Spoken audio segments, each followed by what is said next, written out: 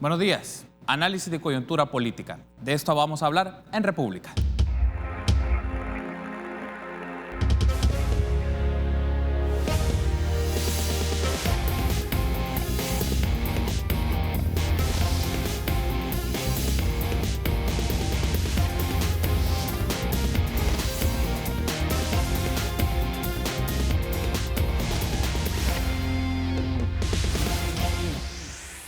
Muy buenos días, qué gusto que nos acompañe en una nueva edición de República. Les saluda Carlos Monterrosa, es un agrado que esté con nosotros por la mañana, miércoles 22 de mayo del año 2019. Como siempre, dedicado a analizar diferentes temas de la realidad de nuestro país. En esta ocasión, en la primera parte, vamos a hacer un análisis de los principales acontecimientos de coyuntura política en nuestro país, que tienen que ver con, ya estamos muy próximos a la posesión, a la toma de posesión de Nayib Bukele como presidente el próximo 1 de junio. ¿Qué acontecimientos se han dado alrededor de estos nombramientos que he dado para diferentes casos, ministerios? Ayer se conoció un caso de embajador en Naciones Unidas. ¿Y esto qué implica? El nuevo gobierno y su relación con los diferentes actores políticos. Vamos a hablar un poco también del trabajo anticorrupción, vamos a hablar de la Fiscalía General de la República y también uno de los temas que ha estado en discusión en la agenda legislativa, el proyecto de ley de reconciliación nacional. Y es un gusto para mí recibir a José María Tojeira, director del IDUCA. Buenos días, padre. Qué gusto que nos acompañe. Teníamos un tiempo que no nos acompañara, pero qué gusto que esté con nosotros. Gracias por tomar la invitación. Bueno, vamos a hablar diferentes temas de la coyuntura política y tener su análisis, su lectura de cómo lo está analizando José María Tojeira estos acontecimientos que se están dando en nuestro país. Empecemos un poco sobre el nuevo gobierno, padre Tojeira. Ya se han dado unos nombramientos en diferentes ministerios, Cancillería, Ministerio de Vivienda, Ministerio de Desarrollo Social, Ministerio de Cultura, que son los que se han conocido en los últimos días. ¿Cuál es una primera análisis que usted hace de estos nombramientos que hace Nayib Bukele? No, son nombramientos generalmente de gente capacitada, algunos con experiencia, otros con una buena trayectoria de relaciones internacionales, y son mujeres. Yo creo que este anuncio, ¿verdad?, de colaboradores de Nayib ha estado muy bien presentado, digamos. Está logrando, se supone, un equilibrio entre la presencia de mujeres y de varones. Eso es positivo para el país, que se vea pues, la dignidad y la capacidad de la mujer, ¿verdad? Es decir, y bueno, no hay mucho más, ¿verdad? Es decir, pues, es una presentación relativamente lenta, bien, llamémoslo así, bien organizada desde un punto de vista publicitario, poniéndole una cierta emoción, viendo la cantidad de mujeres que hay, etcétera. Pero el gobierno está por delante todavía, ¿verdad? Es decir, vamos a ver cómo resultan. A mí sí me ha gustado, la verdad, el nombramiento de Carla Hananía de Varela, porque me parece una mujer capacitada y además una mujer muy interesada en el tema de la primera infancia, que yo creo que es estratégico para el país, ¿verdad? Ella ha trabajado en UNICEF, conoce bien los funcionamientos de UNICEF, conoce el planteamiento que UNICEF ha hecho sobre inversión en la primera infancia, que por supuesto tiene que ser continuado con una educación de calidad. Pero sí, yo creo que es un tema estratégico el preocuparnos más por la primera infancia, que ha sido algo generalmente abandonado. Entonces, a mí me ha gustado ese nombramiento. Se tiene entonces ya una serie de personas que estarán al frente de distintos ministerios. Todavía faltan algunos ministerios que son también estratégicos, como seguridad pública, por ejemplo, obras públicas, hacienda, que son tres carteras muy relevantes, salud, es decir, hay algunos que todavía no se han dado con claridad. ¿Qué se puede esperar también de estos nombramientos? No quiero ser un poco especulativo con esto que le formulo, sino más bien un poco los perfiles que se esperan al frente de estos ministerios, sobre todo Hacienda, que tiene una constante diálogo, con una constante, por momentos, confrontación discursiva con los diputados, presupuestos, préstamos, entre otras cosas. Bueno, uno lo que esperaría es, por supuesto, gente capacitada, pero sobre todo gente con capacidad de diálogo, porque va a ser el punto, yo creo que por lo menos en los 2 primeros años de este gobierno, el punto clave, ¿verdad? Es decir, Nayib llega al gobierno sin sin diputados, ¿verdad? Es decir, necesita mantener un diálogo con la Asamblea sin dejarse dominar ni controlar por la Asamblea Legislativa en temas políticos de fondo y que le tocan además al Ejecutivo. Entonces, la necesidad de un diálogo va a ser importante porque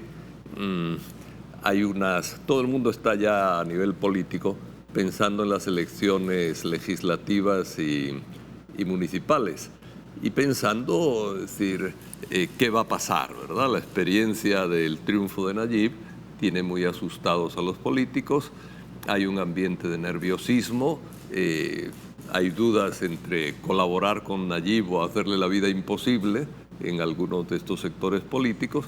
Entonces, evidentemente, en estos cargos que son muy estratégicos, ¿verdad? Y además que inciden enormemente en la satisfacción del público, es importante que haya gente con una capacidad grande de diálogo y con una capacidad también y una personalidad fuerte para no dejarse tampoco manipular o imponer cosas de otros sectores del país. Otro de los asuntos que se ha dado y ha generado también reacciones es un poco el posicionamiento del presidente electo Nayib Bukele con los Estados Unidos. Muestra de eso es que ha tenido varias visitas, por lo menos 3 visitas a Estados Unidos, y ha dado mensajes en el Consejo de las Américas, en la Fundación Heritage, y también se ha reunido con miembros. ¿Qué implica? Deja la impresión, desde su análisis, escucharle, padre Tojeira, es más cercano todavía a los Estados Unidos, y esa cercanía, ¿qué puede implicar por los primeros discursos y los primeros posicionamientos que hemos tenido del presidente electo con los Estados Unidos? Bueno, a mí la cercanía con los Estados Unidos no me preocupa gran cosa porque El Salvador siempre ha estado cercano con los Estados Unidos. La llamada derecha, que para mí es ultraderecha, y la llamada izquierda, que para mí no es muy izquierda. Es decir, siempre se han llevado bien con Estados Unidos. Da gusto verlos. Me cuentan, porque yo nunca he ido, me han invitado, pero no voy.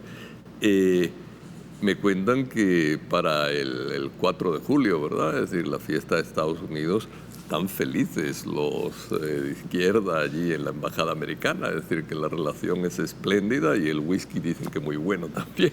Es decir, pero en fin, digo, es decir, eso no me preocupa, más bien teniendo como tiene en el país dificultades, es normal que haya buscado alianzas o fortalecerse en las relaciones internacionales y en aquellas relaciones internacionales que le pueden defender frente a la agresividad que puedan tener contra él los derrotados en las últimas elecciones. Es decir, entonces, bueno, entra dentro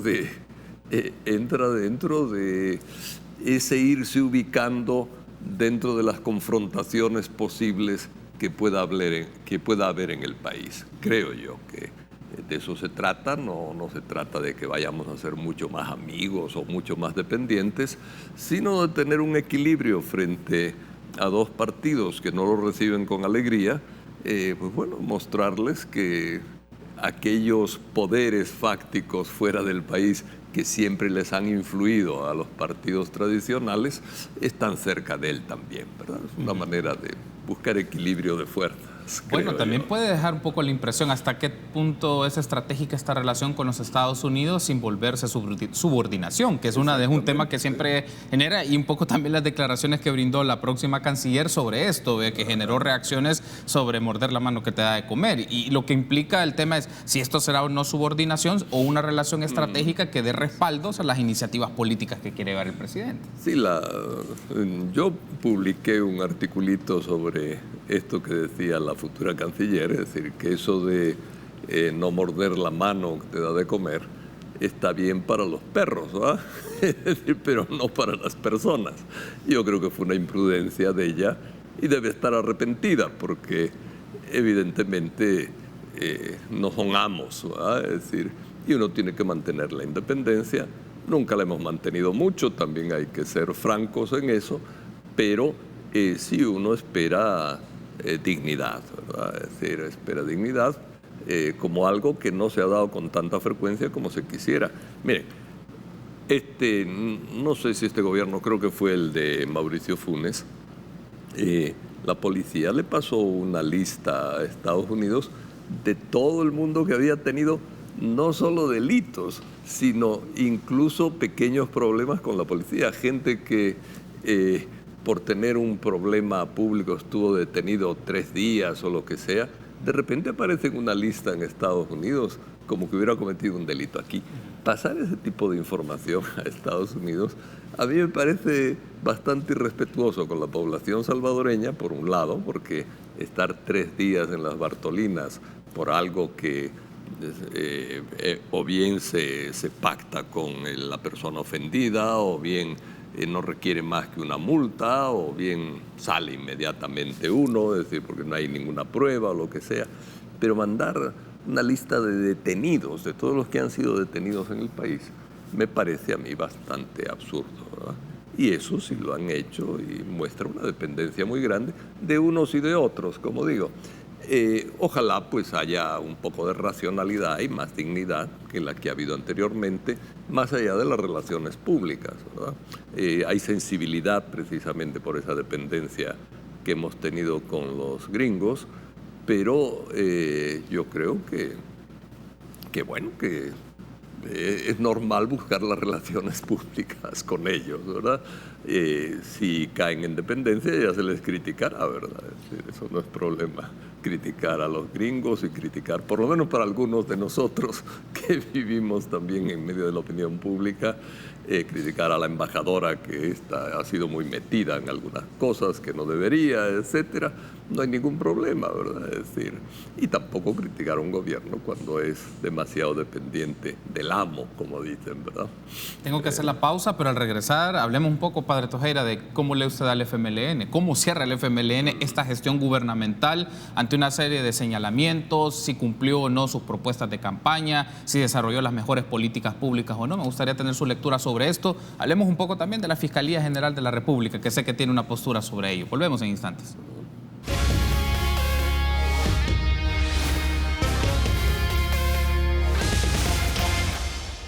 Gracias por ser junto a nosotros en República. Continuamos platicando con José María Tojeira, director del IDUCA. Hablamos un poco de la coyuntura política, cómo lee el padre Tojeira los diferentes acontecimientos que se están dando en nuestro país. Ya hemos hablado en la primera parte un poco los primeros nombramientos que ha hecho Nayib Bukele de quienes conformarán su gabinete en algunos ministerios, y también lo que implica la relación con los Estados Unidos y con la Asamblea Legislativa. Ahora hablemos un poco del FMLN, padre Tojeira. ¿Cómo termina el FMLN su gestión gubernamental?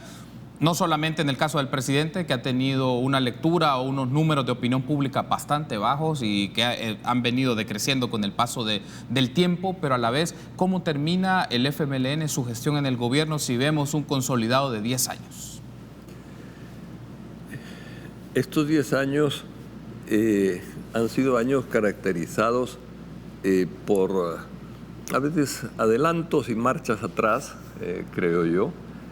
Y también que ha habido, al final yo creo que hay un resultado en el que no puede decirse que todo sea negativo, hay avances positivos, pero muchas veces los avances positivos, el propio gobierno, los dos gobiernos, después del avance daban un poco marcha atrás.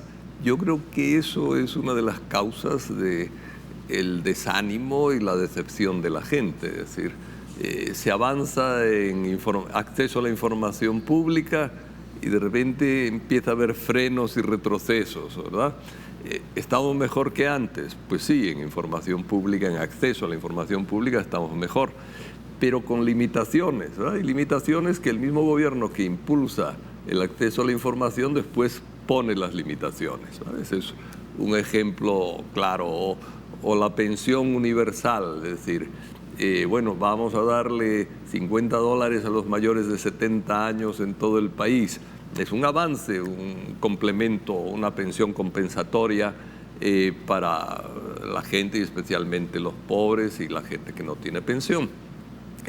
Pero después se les deja de pagar 6 meses, ¿verdad? Y se les dice, miren, no tenemos dinero, pero en 6 meses volvemos a darle algo. Es decir, ese ir y venir yo creo que desgasta mucho a cualquier tipo de gobierno. Y creo que ha sido lo que ha caracterizado este gobierno del FMLN. También a veces grandes promesas y pocas realizaciones, o relativamente pocas, al menos comparadas con las promesas, pocas realizaciones. Se intenta universalizar, o se hablaba de universalizar la salud pública, y bueno, se mantienen los dos esquemas, Seguro Social y Ministerio de Salud. Es decir, ¿se ha avanzado en salud? Claro que sí, es decir, se ha acercado la salud pública a la población con los ecos, etcétera, y al mismo tiempo ha habido una escasez fuerte de medicinas en ocasiones. Entonces, son marcha adelante, marcha atrás, marcha adelante, marcha atrás. Claro, eso es muy desgastante a lo largo de 10 años, ¿verdad? Y yo creo que es lo que ha ocasionado este bajón tan tremendo en las elecciones del FMLN. Tras estos resultados electorales, se menciona en el caso del FMLN, tal vez la palabra puede sonar fuerte, pero que queda moribundo después de estos resultados como tal. Y lo pongo por esto: hace unos días se tuvo una sesión, El Faro tuvo una sesión con Roberto Lorenzani, se le hizo una entrevista y mencionaba una frase que puede sonar bastante crítica para el mismo partido. Mencionaba, y lo cito textual: tengo más confianza en la recuperación de la fuerza y el pensamiento de izquierda que de la recuperación del mismo FMLN. Es decir, alguien que tiene un liderazgo dentro del partido o tiene ya un recorrido dentro del FMLN, miembro de parte de la dirigencia, que mencione esto, deja la impresión que el FMLN ha quedado mucho más tocado y que probablemente su recomposición sea lenta, o puede ser que no sea tan fácil de lograr. ¿Cómo se lee esto? Bueno, yo creo que tiene bastante razón en lo que dice, ¿verdad? Es decir, en el sentido de que el pensamiento de izquierda, aunque ante el FMLN ha disminuido un poco, porque el FMLN se expresaba como teniendo el monopolio del pensamiento de izquierda, o de lo que se llama en general un pensamiento progresista, con dimensión social fuerte, etcétera, pues aunque el FMLN se consideraba como el protagonista de todo ello, e insultaba a cualquiera que le quisiera competir, ¿verdad?, etcétera, pues el pensamiento de izquierda o un pensamiento social progresista, abierto, interesado en los pobres, siempre ha existido en el país, ¿verdad? Yo creo que El Salvador es de los países de Centroamérica en el que hay una base de un pensamiento social más fuerte, y además un pensamiento social con una dimensión enfocada hacia la política. De manera que yo creo que ese pensamiento está ahí y ciertamente se va a ir regenerando, con el FMLN o sin el FMLN. Eso es real. Y todo va a depender de que el FMLN cambie y cambie profundamente. Ha sido un partido que se ha burocratizado mucho, que también ha llamado la atención algunos de los del FMLN por su estilo de vida o por su corrupción, etcétera. No se puede aplicar a todos, ciertamente.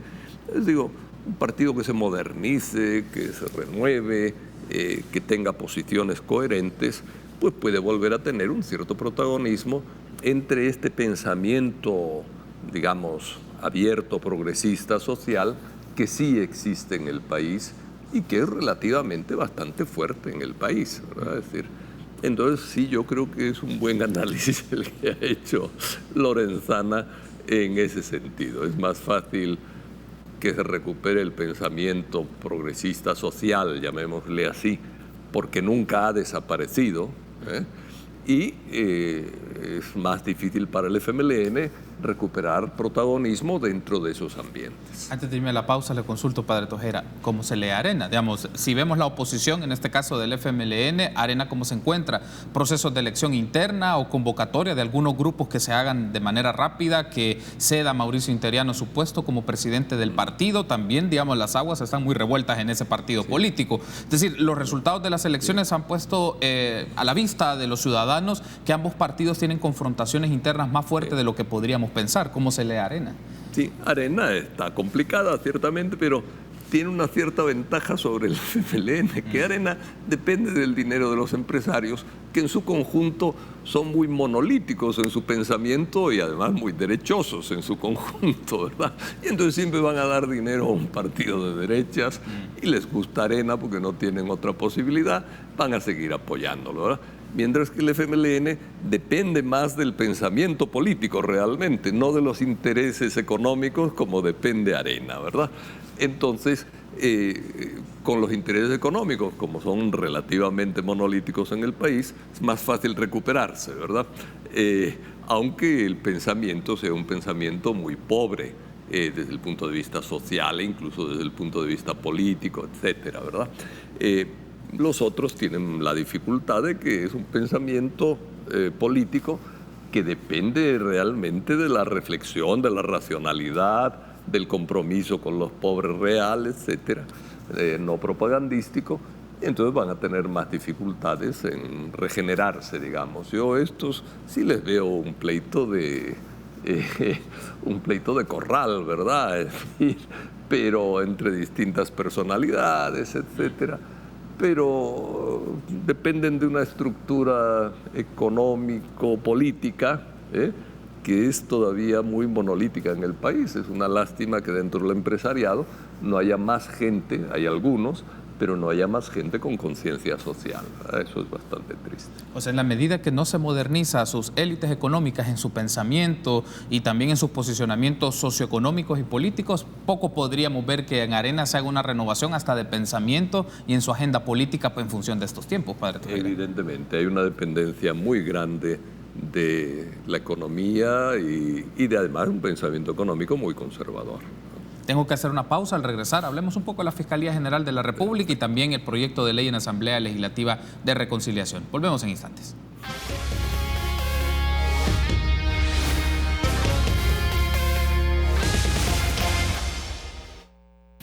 Seguimos platicando con José María Tojera, director del IDUCA, por la mañana de este miércoles 22 de mayo, y hemos hablado en el primer segmento un poco, padre Tojera, del nuevo gobierno, en el segmento anterior de los partidos políticos y un poco también una evaluación del gobierno en términos generales. Y ahora hablemos un poco de la institucionalidad, hablemos del tema de corrupción, Fiscalía General de la República, y escucharle también sobre el proyecto de ley de reconciliación que se discute en Asamblea Legislativa. Para esto quiero pedir a producción, nos puede poner en pantalla un tuit que usted publicó en su cuenta oficial de Twitter sobre la Fiscalía General de la República, que creo que nos permitirá ilustrar un poco sobre esto.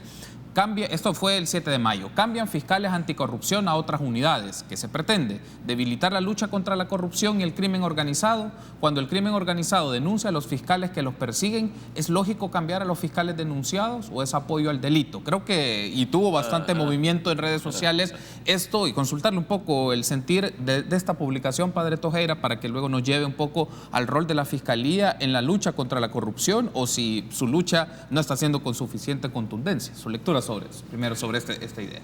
Bueno, a mí me preocupa bastante la situación dentro de la Fiscalía. La Fiscalía es una institución, por un lado, mal dotada, débil, que no enfrenta adecuadamente el problema de impunidad del delito en El Salvador y que, bueno, normal como toda institución que tenga sus confrontaciones internas, sus problemas.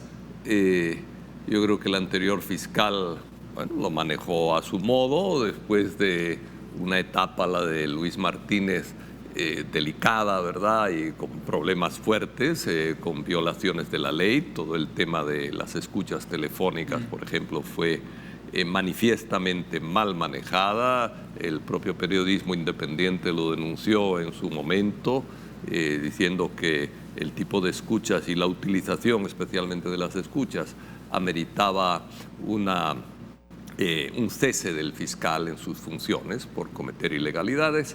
Es decir, bueno, después de un momento difícil en que parecía que la Fiscalía estaba incluso metida en problemas de apoyo a gente que estaba implicada en delitos o que se sospechaba que estaba implicada en delitos, etcétera, Douglas Meléndez hizo una serie de equilibrios y a una gente pues con razón o a lo mejor sin tanta razón o lo que sea, pero la relegó, ¿verdad? Y puso a otra gente a trabajar en estos temas anticorrupción. Viene el siguiente fiscal y cambia la situación. Miren, una institución que además es débil porque está mal dotada de recursos, una institución tan fundamental como la Fiscalía, si tiene una etapa digamos, en que el fiscal se compromete en delitos, como este que he dicho de las escuchas y la mala utilización de las escuchas, que eso está probado y es más que evidente. Entonces, si un fiscal tiene problemas de delincuencia y después viene otro y hace algunos arreglos en conformidad con lo que puede pensar que fue demasiada dependencia de un fiscal que comete delitos. Y después viene otro y empieza a acusar de delitos a los que confió el siguiente fiscal, etc. Esa fiscalía, mire, una casa que está peleada internamente, esa fiscalía se autodestruye, hombre, o pierde capacidad. No se va a autodestruir porque las instituciones del Estado nunca se autodestruyen, pero sí va a limitar mucho su eficacia. Es decir, no se puede tener un cuerpo social dedicado a enfrentar el delito y peleándose internamente de esta manera. La Fiscalía ha tenido siempre un exceso de confianza en los testigos criteriados. Ahora ha usado unos criteriados, primero para acusar, después para acusar al revés a los que los criteriaron, digamos, en la práctica. Es decir, ese tipo de movimientos a mí me parece que son dañinos para la Fiscalía y me da la impresión que el actual fiscal general es incapaz de manejar bien esa situación de tensiones internas dentro de la Fiscalía. Esa es la impresión realmente que da. Es una impresión, pero sí, es la impresión que da. Y justamente le consulto sobre esta impresión de cómo se ha construido, si ofrece o no garantías de la lucha contra la corrupción, porque otro de los casos que generó diversas reacciones es el de Ana Ligia de Saca, sobre todo por el tema de un acuerdo que buscaba la Fiscalía para, en este caso, la señora Ana Ligia de Saca pidiera disminución de pena o tener otro tipo de beneficio, pero luego, cuando se mencionaba el tema que no podía disponer del dinero para pagarlo, la Fiscalía cambió la estrategia, pero deja la impresión en este caso que lo primero era buscar una declaración, en este caso de culpabilidad, y tener un beneficio penal. Entonces, este es el punto, lo que genera es la expectativa que puede tener el ciudadano es una sanción penal, pero a la vez, sobre todo, la retribución económica, la devolución del dinero porque se necesita para las arcas del Estado. Pero, ¿cómo se lee este cambio de estrategia en la Fiscalía sobre esto en particular? Para mí es evidente que el cambio de estrategia se debió a la presión pública, porque empezó a salir en los medios de comunicación y empezó a quedar en evidencia una fiscalía que era demasiado suave con los que habían cometido delitos de corrupción o estaban acusados de delitos de corrupción. Ahí hubo una presión pública y una marcha atrás de la fiscalía. Bueno, es decir, yo creo que siempre es importante que los medios de comunicación tengan una especie de auditoría, ¿verdad?, del funcionamiento de las instituciones públicas. Ahí se cumplió bastante bien ese tipo de auditoría, pero de nuevo pues se añade un punto a esta dimensión de mal funcionamiento de la Fiscalía, ¿verdad? Ahora, hay otro asunto que vale la pena considerar, es el tema, la sombría mayor de la lucha contra la corrupción, que no solo hablamos de la Fiscalía General de la República, sino de otra serie de instituciones, particularmente la Corte Suprema de Justicia a través de la sección de probidad y estos casos que se están llevando ante la Corte Plena y las reacciones que esto ha generado. Por ejemplo, Ana Vilma de Escobar, Guillermo Gallegos, por otro lado el caso de René Figueroa, que entiendo se lleva a un caso más civil, particularmente, o ante la Cámara correspondiente, pero el punto es, también los ojos están puestos sobre la Corte Suprema de Justicia, si tiene garantías los magistrados con la información que pueda recopilar esta sección de probidad, que efectivamente las personas, hay fuertes presunciones de enriquecimiento ilícito, pero cuando se ven algunos casos que no son considerados y son, por decirlo de esta manera, exonerados por la Corte Suprema, ¿qué impresión genera esto de la lucha contra la corrupción desde el órgano judicial? Bueno, la corrupción ciertamente es una tradición, ¿verdad? Es decir, a mí me llamó la atención, por ejemplo, que incluso el presidente de la Asamblea Legislativa ya ha dicho que hay corrupción dentro de la Asamblea y da la impresión que sigue, porque no, hasta ahora no hemos oído que la Fiscalía haya emprendido ningún caso, ni siquiera que le haya llamado al presidente de la Asamblea Legislativa para que, si dice que hay corrupción, acuse, ¿verdad?, a alguien, etcétera. Pero en el caso de la Corte, también yo creo que es preocupante el el ver cómo en un momento daba la impresión que Providad se ponía las pilas y que por fin había una institución dedicada a controlar adecuadamente el enriquecimiento ilícito de los políticos, y cómo de repente empieza a darse marcha atrás en ese tema, ¿verdad? No es solo la Corte Suprema, también la Corte de Cuentas, a veces uno siente que no funciona, ¿verdad? Es decir, pero la sección de Providad sí me parece muy importante que esté mejor dotada y que tenga una posición mucho más evidente y nítida, porque, bueno, a mí me contaba un amigo muy metido en la política desde el tiempo del PCN, ¿verdad? Que hablando con un alto funcionario una vez le había dicho, bueno, vos has robado o te has compuesto, ¿verdad? Y le decía él, hombre, tanto como fulano no, pero maje no soy, decía. Bueno, es decir, ese tipo de anécdotas que no sé si son ciertas o no, pero son bastante reales, ¿verdad? Y Providad debe funcionar. Y sí, yo creo que ha bajado el nivel, que nos dio esperanza en un determinado momento de que se iba a poner la cosa en serio, a tocar el tema corrupción, ¿verdad? Ahora no da la impresión de seriedad. Ahora, aprovechemos estos minutos que nos restan, Padre Tojeira, para hablar sobre el proyecto de ley de reconciliación. Y también quiero aprovechar otro de los tuits que usted publicó en recientes días, que tiene que ver un poco sobre los derechos humanos particularmente y esta confrontación que puede generar en la opinión pública, en las organizaciones sociales particularmente, y el rol de los tomadores de decisión. Reconciliación y reparación. Ni una sola palabra sobre eliminación de nombres de violadores de derechos humanos en lugares públicos. Cuando la Asamblea Legislativa quiere hacer un adefesio legal, se convierte casi todos en artistas. Y el FMLN de seguro ya se ha reconciliado con Monterrosa. Bueno, la última parte es bastante fuerte, se lo consulto por esto, porque deja la impresión ¿cuál es la posición del FMLN sobre este tema? Deja la impresión que tanto Arena y el FMLN tienen un acuerdo sobre esto. Hemos tenido la posición de Gana y también de Cambio Democrático, que ellos están en contra de una aprobación express de este proyecto de ley. No obstante, Arena, PCN y el FMLN tienen sintonía sobre esto y hacerlo antes de que finalice el mandato de Salvador Sánchez Serén. Bueno, a mí me resulta preocupante todo esto, ¿eh?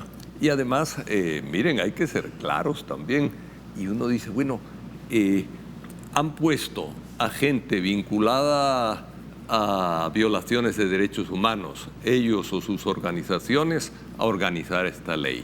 Se unen los de un bando y otro que estuvieron tan enfrentados anteriormente, y no quieren que pase la ley, la revisión de Nayib Bukele, sino que pase por Sánchez Serén, que también tiene conflicto de intereses igual que los tenían los otros.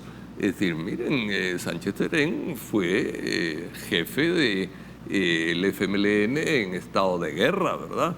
Y en un tiempo en que el FMLN también cometió delitos graves dentro del derecho humanitario y el derecho de guerra, etcétera. Es decir, claro, cometió muchos más el otro bando, claro que sí, ¿verdad? Que cometió muchos más, pero eso no quita que el FMLN haya cometido. Y entonces Sánchez Serén, dado los cargos que tuvo en el FMLN y en las FPL, es decir, evidentemente tiene conflicto de intereses. Es decir, no debe ser la persona que firme, que firme una ley o que la avale, ¿verdad? Es decir, más bien debería inhibirse. A mí me da la impresión que es una especie de conspiración una vez más para decir aquí no ha pasado nada, arreglemos la cosa, que nadie vaya a la cárcel, esa es la línea roja. Sí, que se hable de verdad, que se discuta, que uno diga blanco, que otro diga negro, pero que nadie vaya a la cárcel. Es decir, una amnistía una vez más enmascarada dentro de un contorno legal que habla de víctimas, que habla de indemnizaciones, dependiendo de las posibilidades de la hacienda pública, ¿verdad? Es decir, es un poco una burla, diciendo, si podemos te damos, si no podemos no te damos, ¿verdad? Te vamos a dar una indemnización, pero si podemos, si podemos. Así es textualmente esa ley. o así el proyecto de ley, ¿verdad? Entonces, yo sí creo que ha habido una alianza, para mi juicio, bastante vergonzosa, ¿verdad? Es decir, hay cosas que son tan evidentes, cosas que ese pensamiento de izquierda del que habla Lorenzana ha reclamado siempre, que quiten el nombre de Monterrosa de la Brigada de Infantería de San Miguel. Es decir, y estos callados ahí, en una ley de reconciliación, ni tocan ese punto siquiera, no les importa que se humille a las víctimas, se lo dice el relator internacional, se lo dice la alta comisionada de los derechos humanos, es decir, se los está diciendo todo el mundo. La sentencia de inconstitucionalidad pide, es decir, que la nueva ley cumpla con los estándares internacionales de derechos humanos, tanto los derivados de la Corte Interamericana de Justicia como de las Naciones Unidas, y no están cumpliendo con los estándares internacionales de derechos humanos.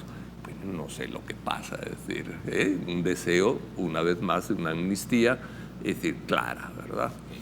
Padre Tojeda, quiero darle las gracias por haberme acompañado. Ha sido un gusto y espero que nos volvamos a encontrar para hacer esta reflexión de los diferentes sucesos de la coyuntura política de nuestro país. Gracias por haber estado con nosotros. Muchas gracias a ti y muchas gracias a tu audiencia, que sigue siempre con interés estos programas. Gracias, Padre Tojeda, a usted también por habernos acompañado. Permítanos una pausa, regresamos en minutos.